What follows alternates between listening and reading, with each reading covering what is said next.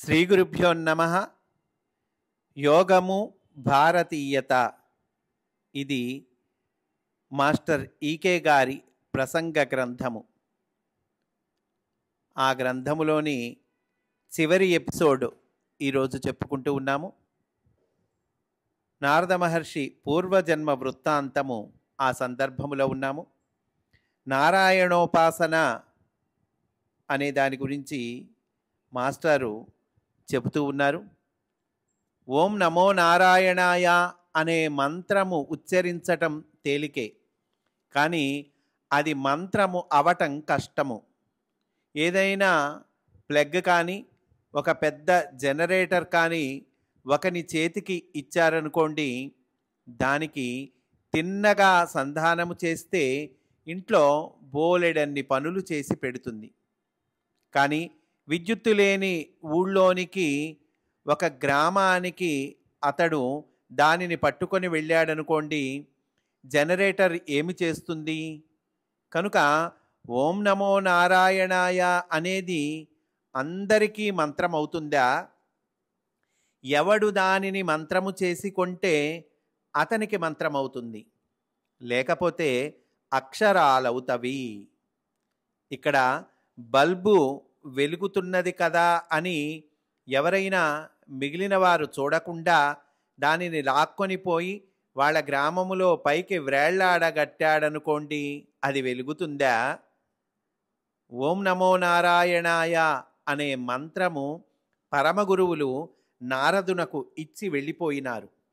చాతుర్మాస్యం అయిపోయింది, మేము వెళుతున్నాం అన్నారు.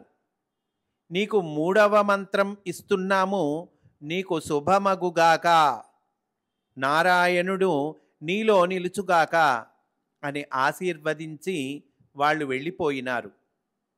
ఇక నారదుల వారు ఆ మంత్రాన్ని తీసుకొని బయలుదేరి ఊళ్ళు, అరణ్యాలు, పర్వతాలు, జంతువులు, మనుష్యులు అన్నిటిలో నారాయణుని చూస్తూ ఓం నమో నారాయణాయ, ఓం నమో నారాయణాయ అంటూ వెళ్ళసాగాడు. హిమాలయాలకు వెళ్ళిపోయాడు. అక్కడ తిరుగుతూ ఉండగా ఒక చోటికి వెళ్ళేటప్పటికీ అక్కడ కూర్చుందామనిపించింది. కూర్చున్నాడు. ఈ నారాయణ మంత్రం చెయ్యసాగాడు. కొంతసేపు చేసేటప్పటికీ ఈయనలో నారాయణుడు దిగటం మొదలుపెట్టాడు. అనగా ఏమి?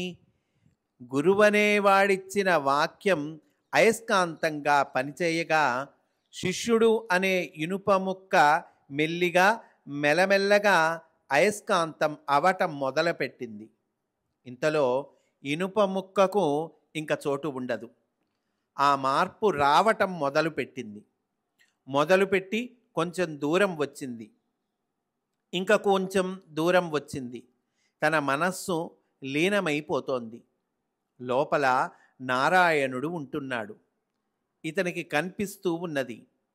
తన మనస్సు లీనమైపోతున్నది, అయిపోతున్నది. మనం మునిగిపోతాం, ఇంకా మనము లేము అనే స్థితికి వచ్చింది. వచ్చి ఠక్కున ఒక అభిప్రాయము వచ్చింది. ఏమని? ఈ నారాయణుడనే అనుభూతి స్థిరంగా మన నుండి కదలకుండా శాశ్వతంగా మనలో ఉండిపోతే చాలా బాగుంటుంది అనే కోరిక వచ్చింది. ఇది చాలా జాగ్రత్తగా వినాలండి. కోరిక వచ్చింది నారద మహర్షికి. ఇంతలోకి ఏమి జరిగింది? ఎప్పుడైతే కోరిక వచ్చిందో ఎవరుంటారు? కోరుకున్నవాడుంటాడు, కానీ నారాయణుడు ఉండడు. టప్పున నారాయణుడు మాయమైపోయాడు. తాను నారదుడు ఉన్నాడు. లోపల చూసేటప్పటికీ తాను నారదుడు ఉన్నాడు. లోపల చూసేటప్పటికీ ఖాళీ కుర్చీ ఉన్నది. దేవుడు వెళ్ళిపోయాడు. అయ్యో, మోసమైపోయింది, పొరపాటైపోయింది, అయ్యయ్యో చెయ్యి జారిపోయింది అనుకున్నాడు. అప్పుడు గబగబా లేచి నుంచొని కొంప మునిగిపోయింది, నారాయణుణ్ణి పట్టుకోండి అన్నాడు. రైలెక్కాడేమో అని రైలు వెతికించాడు. బస్సు వెతికించాడు. ఇంకా ఎక్కడ కనిపిస్తాడు? ఆయన వెళ్ళిపోయినాడని, ఎక్కడకు వెళ్ళాడోనని పట్టుకోండని కేకలు వేశాడు. 4 ప్రక్కల వెదకమని పోలీసు స్టేషన్కు ఫోన్ చేశాడు. ఇంకేమి చేసినా ఏమీ లాభం లేదు, ఏమీ లాభం లేదు. నారాయణ, ఎక్కడ నీవు? అమ్మో, పొరపాటైపోయింది అంటూ పెద్దగా అరవటం, ఏడవటం మొదలుపెట్టాడు నారదుడు. దిక్కులకు పరిగెత్తి దిక్కులు ప్రతిధ్వనించేట్లు ఆక్రందనం చేశాడట. నా కుర్చీ ఖాళీ చెయ్యకు, మరలా అందులో వచ్చి కూర్చో, మళ్ళా ఇక్కడే ఉండు అన్నాడు, రోదించాడు. అయితే ఇతడు ఎంత గట్టిగా దేవుడు రావాలని కోరుకున్నాడో అంత గట్టిగా కోరుకున్నవాడే కూర్చున్నాడు. కానీ గట్టిగా ఎవరిని కోరుకున్నాడో ఆ దేవుడు కూర్చోవటం జరగలేదు. నారాయణుడు అదృశ్యమైనాడు. ఎందుకంటే కోరిక గట్టిగా ఉన్నది. అయ్యయ్యో, ఇక ఈ జన్మ వ్యర్థమైపోయింది అని నారదుడు అనుకుంటుండగా లోపల హృదయములో నుండి మరలా నారాయణుని యొక్క వాక్కు, ఆయన యొక్క వాక్యం ఇలా వినిపించింది. ఓయి, కోరికలున్న దురాత్ములకు నేను లొంగను అని వినిపించిందటండి. మాస్టర్ అంటున్నారు, నారదుడంతటి వాణ్ణి నారాయణుడు ఆ ముక్క అన్నాడట. ఇక మనం ఎక్కడ ఉంటాము?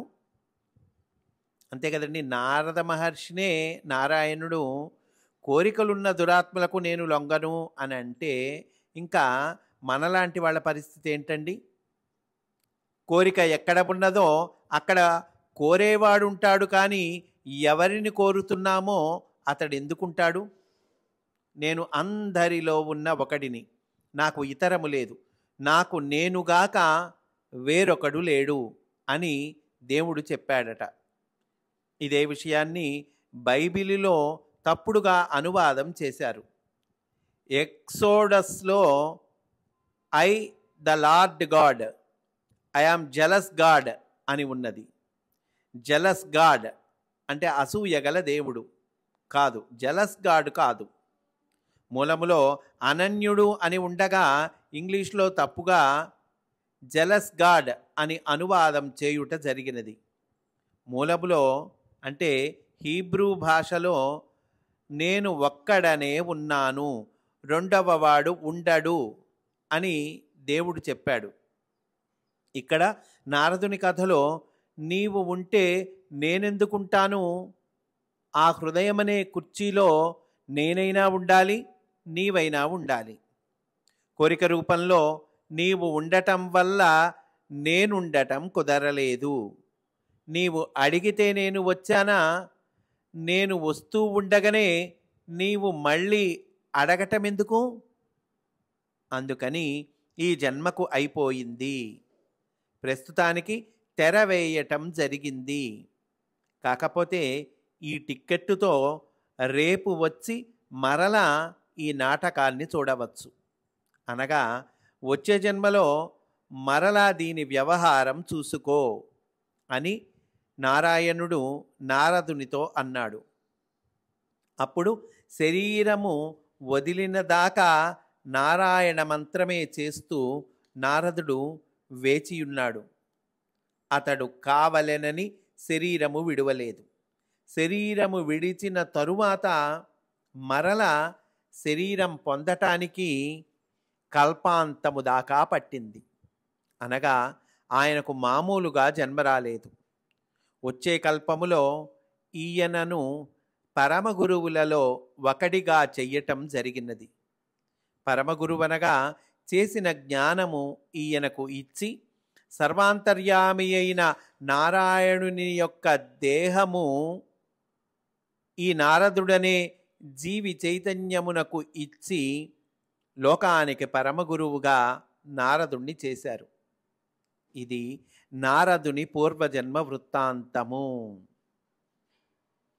ఇంతటి మహానుభావుడైన పరమగురువు అవటం వల్లనే వాల్మీకి మహర్షి రామాయణము వ్రాయటానికి నారదుడే ఉపదేశము చేయాల్సి వచ్చింది. నారదం పరిపప్రచ్ఛ వాల్మీకిర్మునిపుంగవం. వాల్మీకి నారదుని ఏమని అడిగాడట?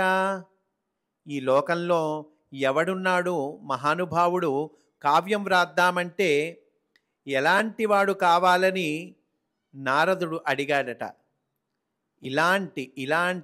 ఇలాంటి వాడు కావాలని వాల్మీకి చెప్పగా నారదుల వారు నీవే చెప్పావు కదా ఎలాంటి వాడు కావాలో, ఇంకా నేను చెప్పటం ఎందుకు, కావ్యం వ్రాయి అని అన్నారట. వాల్మీకి మహర్షికి రామమంత్రమును ఉపదేశించింది నారదుల వారే. వ్యాసుల వారు 18 పురాణాలు వ్రాసి, మహాభారతము వ్రాసి ఆత్మశాంతిగా లేదు, ఏదో చికాకుగా ఉన్నది అని అనుకుంటుండగా ఆయనకు భాగవతమును ఉపదేశము చేసినది నారదుల వారే. ధ్రువుడు మొదలైన మహానుభావులు తరించడానికి మార్గము చూపినది ఈయనయే. ధ్రువుడు ధ్రువత్వమును చెంది ఉత్తర ధ్రువములో నుండి భూమిని రక్షిస్తూ తిరుగుతూ పరిభ్రమణము చేస్తూ ఉండి ధ్రువతారకగా ఉండటానికి తరింప చేసినది ఈ నారదుల వారే. అనగా ఎవడు ఎక్కడైనా సరే నారాయణుని సర్వాంతర్యామిత్వాన్ని పొంది తరించాలంటే నారదుని యొక్క అనుగ్రహము ఉండాల్సిందే. ఆ అంతర్యామిత్వము నారదుడిచ్చి ఎవరినైనా తరింపచేయాల్సిందే.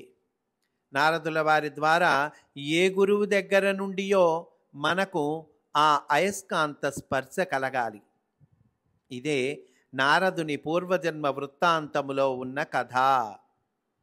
ఈ నారద మహర్షి పూర్వజన్మ వృత్తాంతము మనకి భాగవతం మొదట్లోనే వస్తుందండి. ఆ కథని మాస్టారు చాలా సరళంగా, తేలిగ్గా, విస్తారంగా అందులో ఉన్న అర్థాన్ని, పరమార్థాన్ని మనకు అందజేశారండి. ఈ 4 ఎపిసోడ్లో లేదా 5 ఎపిసోడ్లో ఈ కథ మొత్తము మనం చదువుకుంటే సంపూర్ణంగా మనకి అవగతమవుతుందండి. నారదుల వారు పరమ గురువులైన కథ. ఇట్లు భక్తియోగమును గురించిన విషయములలో ఉన్న సారాంశము ఇప్పుడు మనము చెప్పుకున్న 3 సోపానముల క్రమములో ఉన్నది. ఆ నారదుల వారే మనందరి ఎడల కరుణతో మనలను అనుగ్రహించి ఈనాడు ఈ సదవకాశము మనకు కలుగజేశారు. కనుక మనము ఎవరికి కృతజ్ఞతలు తెలుపుకోవాలి? నేను మీకు, మీరు నాకు కాదు. ఇందరము కలిసి ఆ నారదుల వారికి కృతజ్ఞతను తెలియచేసుకోవాలి. మరలా ఎప్పుడు అనుజ్ఞనిస్తే అప్పుడు మళ్ళీ మనమంతా కలిసి కొందాము. ఈ లోపల నారదుల వారిచే లోకమునకు ప్రసాదింపబడిన ఆ నారాయణుడు, వాసుదేవుడు, విష్ణువు ఈ సంబంధమైన ఉపాసన చేయుచుందుము కాక. విష్ణు సహస్రనామము దేనితో ప్రారంభిస్తుందండి? విష్ణునామముతో విశ్వం విష్ణు వషట్కారో భూతభవ్య భవత్ప్రభు. నారదుల వారు వ్యాసులకు ఇదే ఉపదేశము చేశారు. మొదటిగా విశ్వంబు విష్ణుండు, విష్ణుడు కాక వేరేమియును లేదు అంటూ. విష్ణు సహస్రనామము దేనితో పూర్తి చేస్తారండి? శ్రీమన్నారాయణో విష్ణు వాసుదేవో అభిరక్షతు అనే మంత్రముతో.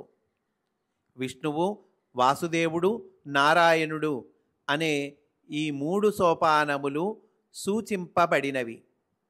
అలాంటి నారాయణుడు, విష్ణువు, వాసుదేవుడైన వాడు మీ హృదయములలో ఉండి మిమ్ములను అందరినీ కాపాడుగాక అని ఆశీర్వదిస్తున్నాను.